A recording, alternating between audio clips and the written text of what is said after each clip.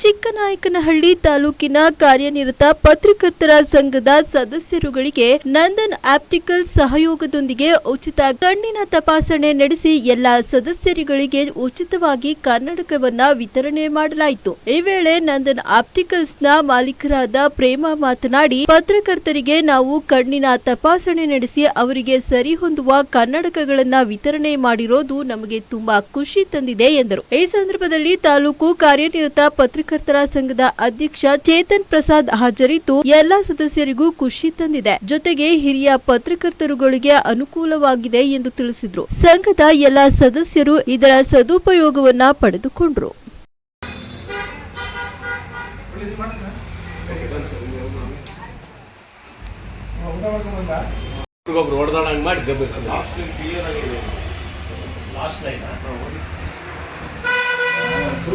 ಹಂಗೆ ಮಾಡ್ತಾಯಿಲ್ಲ